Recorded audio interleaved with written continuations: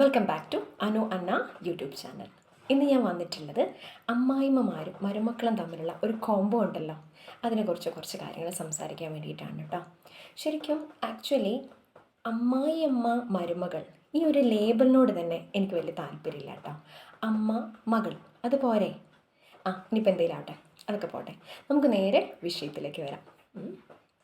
ശരിക്കും അമ്മമാരൊക്കെ എഴുന്നേൽക്കുന്നതിനേക്കാളും ഒരു 5 മിനിറ്റ് മുമ്പ് മകൾ എഴുന്നേൽക്കുന്നതായിരിക്കും അന്നത്തെ ദിവസം നല്ല സ്മൂത്തായിട്ട് പോകാനുള്ള ഒരു പ്രധാനപ്പെട്ട ഒരു റീസൺ.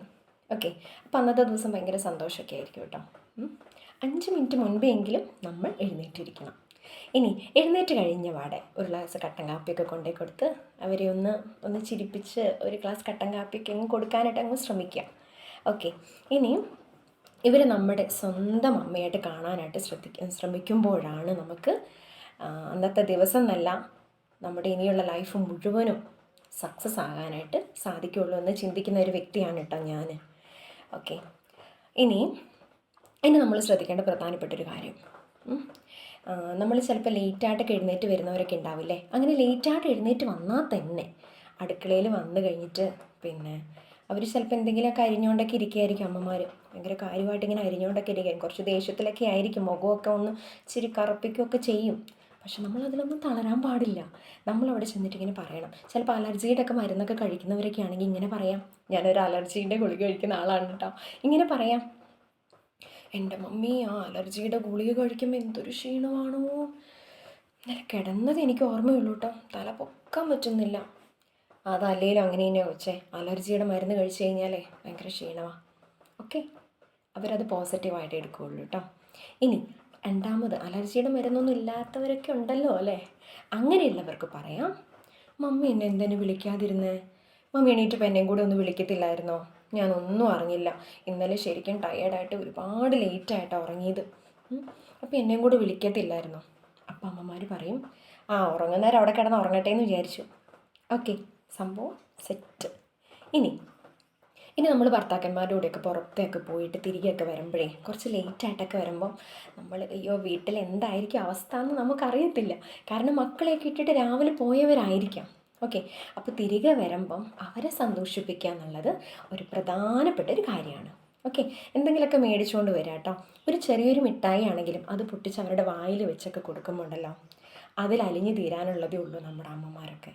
പാവങ്ങളാന്നേ, ചിലപ്പോൾ ഒരുപാട് ജോലിയുടെയും ഭാരക്കൂടുതലെല്ലാം ഉണ്ടാവും, ഒരുപാട് ദേഷ്യവും സങ്കടങ്ങളൊക്കെ ഉണ്ടാവും. അതൊക്കെ നമ്മുടെ അടുത്തല്ലാതെ വേറെ ആരുടെ അടുത്ത് അവർക്ക് തീർക്കാൻ കഴിയുക ഇല്ലേ? കെട്ടിയവന്മാരുടെ അടുത്ത് പറയാൻ പറ്റുമോ? ചിലപ്പോൾ അതിനേക്കാളും ദേഷ്യം പിടിക്കുന്നവരായിരിക്കും അവർ. പിന്നെ നമ്മുടെ അടുത്തല്ലേ ഇങ്ങനെയുള്ള കാര്യങ്ങളൊക്കെ അവർക്ക് പറയാൻ പറ്റുള്ളൂ. പറയട്ടേന്ന്, സാരമില്ല, പാവങ്ങളല്ലേ, നമ്മുടെ അമ്മമാരല്ലേ, നമുക്ക് ക്ഷമിക്കാൻ പറ്റുന്നതല്ലേ ഉള്ളൂ. ഇനി പ്രത്യേകം ശ്രദ്ധിക്കേണ്ടത്, അവർക്ക് എന്തെങ്കിലും മേടിച്ചുകൊണ്ട് വന്നിട്ടുണ്ടെങ്കിൽ ഇങ്ങനെ കൊടുക്കുക, മമ്മി ഞാൻ ഒരുപാട് സാരിയൊക്കെ സെലക്ട് ചെയ്തു, എനിക്ക് ഇഷ്ടപ്പെട്ട കളർ ഇതാണ്, ഈ കളർ ഇഷ്ടപ്പെടുമായിരിക്കും മമ്മിക്ക്. അവർക്ക് ഇഷ്ടപ്പെട്ടില്ലെങ്കിലും കൂടി അവർക്ക് ഭയങ്കര സന്തോഷമാവും. അപ്പോൾ അവരെന്ത് ചെയ്യും, ഇത് വലിയ കാര്യമായിട്ട് നോക്കും, സന്തോഷത്തോടെ ഇതിപ്പോൾ എന്തിനാണ് മേടിച്ചേ, എനിക്കിവിടെ ഉണ്ടായിരുന്നല്ലോ, ഇത് പിന്നെ മേടിച്ചാൽ പോരായിരുന്നോ എന്നൊക്കെ ചോദിക്കും. പക്ഷേ ഭയങ്കര സന്തോഷമാവും കേട്ടോ. അപ്പം ഇങ്ങനെയുള്ള ചെറിയ ചെറിയ ചോക്ലേറ്റ് കൊണ്ട് കൊടുക്കുന്നതും ഒക്കെ അവർക്ക് ഭയങ്കര ഇഷ്ടമുള്ള കാര്യങ്ങളാണ്. ഇനി പരസ്പരം എന്തുണ്ടെങ്കിലും അങ്ങോട്ടും ഇങ്ങോട്ടും പറഞ്ഞിട്ട് നമ്മൾ പിന്നെ ഓരോ ദിവസവും കഴിയുന്നതായിരിക്കും ഏറ്റവും നല്ലത്. എന്തെങ്കിലും വിഷമം ഉണ്ടെങ്കിൽ അങ്ങോട്ടും ഇങ്ങോട്ടും പറഞ്ഞ് ഷെയർ ചെയ്യേ.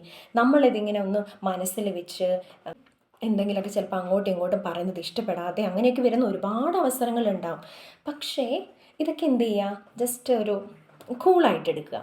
ഓക്കെ, അങ്ങനെയുള്ളവർക്ക് വീട് സ്വർഗം പോലെ കൊണ്ട് നടക്കാനായിട്ട് പ്രത്യേകം സാധിക്കും കേട്ടോ. അപ്പം നമ്മൾ അതൊന്ന് ശ്രദ്ധിക്കണം. ഇനി ഒരുപാട് കാര്യങ്ങൾ ഞാൻ പറയാൻ ഇങ്ങനെ ആലോചിച്ച് വന്നുകൊണ്ടിരിക്കുകയാണ്.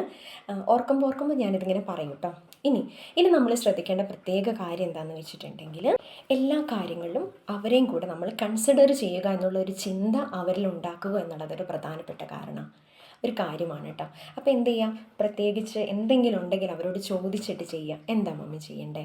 അപ്പോൾ അവർ പറയും, അവരുടെ നല്ല സജഷൻസ് നമ്മളെ നല്ല വഴിയിലൂടെ മാത്രമേ നടത്തുകയുള്ളൂ. ഒരിക്കലും അതൊരു തെറ്റായ ഒരു തീരുമാനമായിരുന്നു എന്ന് ഒരിക്കലും നമുക്ക് തോന്നില്ല. കാരണം എനിക്കത് ഒരുപാട് വട്ടം ഫീൽ ചെയ്തിട്ടുണ്ട് കേട്ടോ.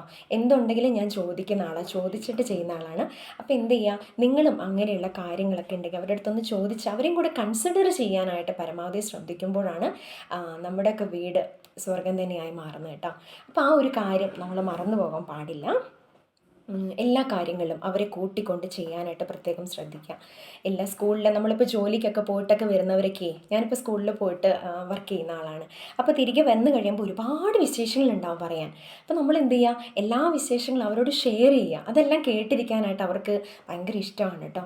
അപ്പം അവരിങ്ങനെ ശ്രദ്ധിക്കും എന്തൊക്കെയാണ് കാര്യങ്ങൾ, സ്കൂളിലെ വിശേഷങ്ങളൊക്കെ. നമ്മുടെ മുഖം ആടിയാൽ തന്നെ അവർ ചോദിക്കും, എന്താ പറ്റി, ഇന്നെന്താ സ്കൂളിൽ എന്താ, പിന്നെ എന്തെങ്കിലും പ്രശ്നം ഉണ്ടായിരുന്നോ, എന്താ മുഖമൊക്കെ വാടിയിരിക്കുന്നേ എന്നൊക്കെ ചോദിക്കും. അതുപോലെ ഇന്നത്തെ ദിവസത്തെ എല്ലാ സംഭവങ്ങളും നമുക്ക് അവരോട് പറയാം.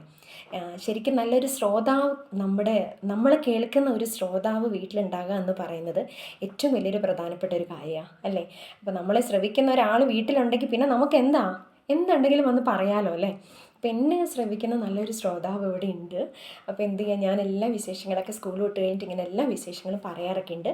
അപ്പോൾ ഇങ്ങനെ പറയുന്ന ടൈമിൽ മക്കളും ഹസ്ബൻഡൊക്കെ ഇങ്ങനെ കളിയാക്കും, ഓ എൻ്റെ ദൈവമേ, മമ്മി അല്ലാണ്ട് ഈ കത്തിയടി മുഴുവൻ കേട്ടിരിക്കുമോ എന്ന് ചോദിക്കാറുണ്ട്.